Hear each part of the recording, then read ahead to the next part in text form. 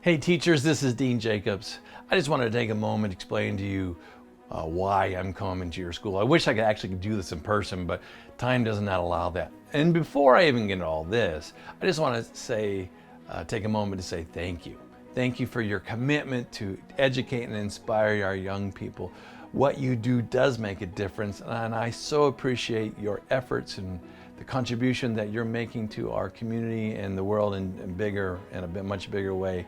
So thank you, because I know you could be doing other things. All the teachers I've ever met, even with its challenges, they love to teach. They really, really do. And it's such an honor to come spend some time with you guys. So I just want to acknowledge and honor that, because it's a wonderful, and I think it's a sacred thing. So this is, my name's Dean Jacobs. I'm coming from my office here in Fremont, Nebraska. And I wanted to just take a moment to explain why I do what I do.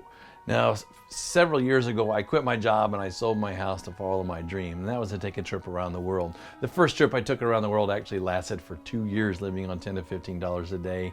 Now that number has gotten up to 58 countries, and then accumulated, it comes up to 8 years of my life. So magical way to live my life. So what I do though is I take these travel experiences and I teach them in, I turn them into teachable moments. I capture these experiences through photos and videos and stories, and then I bring them back to our young people to educate them about the world in a way that they don't normally get. Because mostly what we know about the world is what? Bad news, and that comes from cable news, and we start building barriers to keep all the bad things out. But when we start building barriers to keep all the bad things out, that also keeps out what? All the good and what's right and what's beautiful things too, and pretty soon that compresses us into a small box. Now, are we supposed to live in these things? No, not at all. So now what I do is I take these experiences and I bring them back to our schools here to inspire our kids and teach them about the world. I have 6 different programs that I've put together for elementary schools. From my first trip around the world that lasted for 2 years, living with mountain gorillas in Rwanda is another one, to my trip down the Amazon for 6 months, or when I canoed down the Mississippi for a couple months, and then animals from around the world, so habitats and things like that. So it usually has almost always some sense of science in it, because I'm a Wayne State College grad, so I like to use my science and then my curiosity of the world. All right, so that's what I do, but that's not why I do it. Now, people ask me all the time, what do you do? And you can imagine that doesn't fit into this box, because it's not a traditional way to do a life. So after struggling for several years, I finally got to the point where this is how I explain to people what I do, is I go into schools and I help kids create hope. And on that foundation of hope, I challenge them to dream. I challenge them to dream by sharing my perspective of the world, to challenge their perceptions of the world, and to remind them that dreams aren't for special people. They're for anyone who's willing to take responsibility and work hard for their dreams. Well, I was saying this to this woman a couple years ago, and she goes, "Is that really what you do?" I go, "Yeah, that's what I do." And she goes, "Wow." She goes, "You need to get a hold of Gallup, because Gallup has been measuring hope in kids for 7 years." Well, first of all, I didn't know you could measure hope, because that sounds a little woo-woo to me, if you know what I mean, right? But they've been measuring hope in kids. And if anybody can measure it, Gallup is the people that would figure out how to get it done, because that's how they've created themselves to be such a valuable resource for a lot of different things.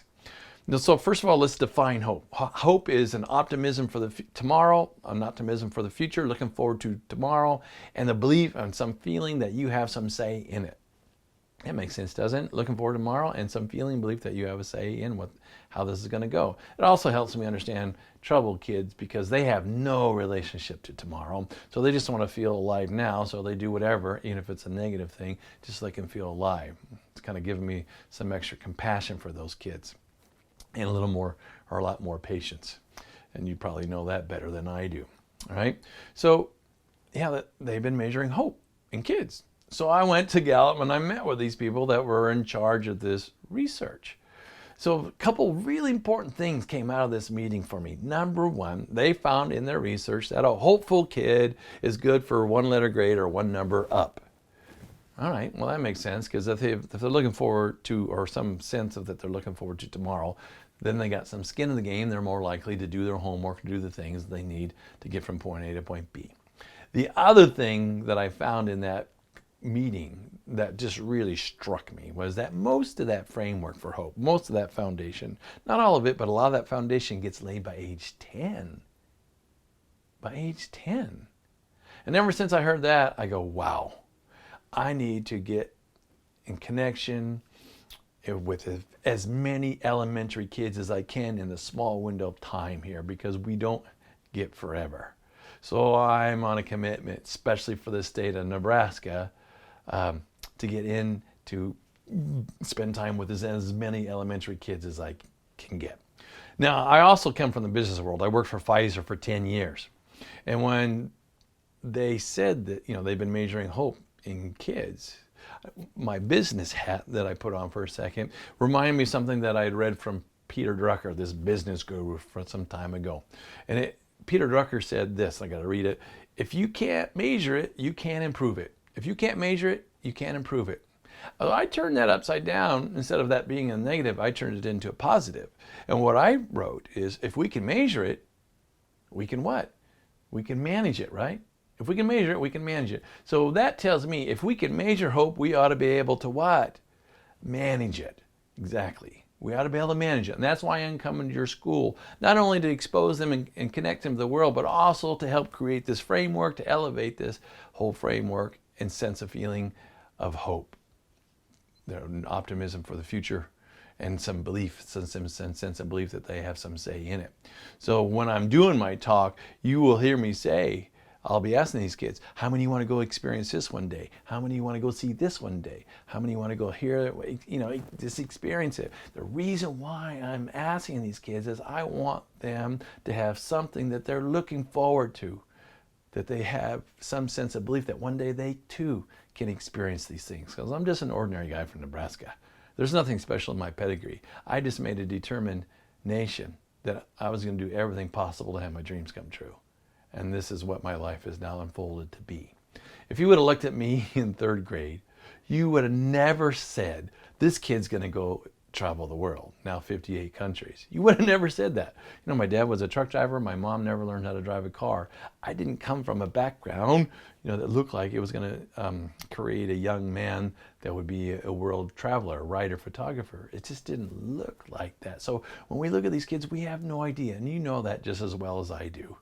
And if you would have looked at me in Pfizer in 10 years with that and climbing the corporate ladder and doing everything you're supposed to do, very, very successful, but you would have never looked at that and said, this guy's going to have the courage one day to quit his job, walk away from all that for something else that might be possible, to reconnect to that dream that he had when he was a little boy in Fremont, Nebraska.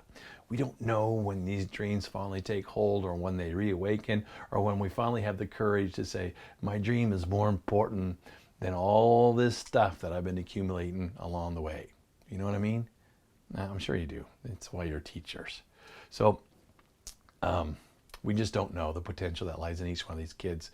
So I'm here to nurture that possibility with them and to support you in teaching these kids, to create an environment that's safe, that celebrates the best qualities about learning, and see where that may take us. It's what I call dreaming big, living tall, and making the world better.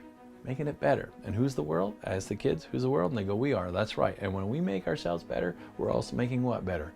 The world.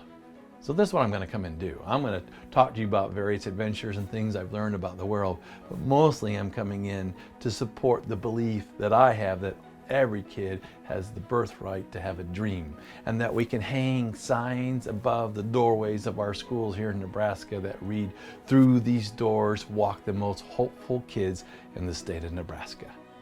So thank you.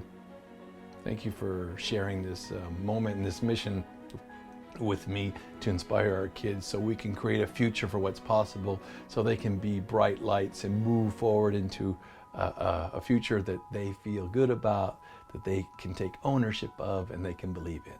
So anyway, thanks for letting me share this. I just thought you might appreciate why I do before I come to your school. And I salute you and I honor you, and I look forward to meeting you guys as we spend a day together in your school. All right? Keep up the good work. See you soon.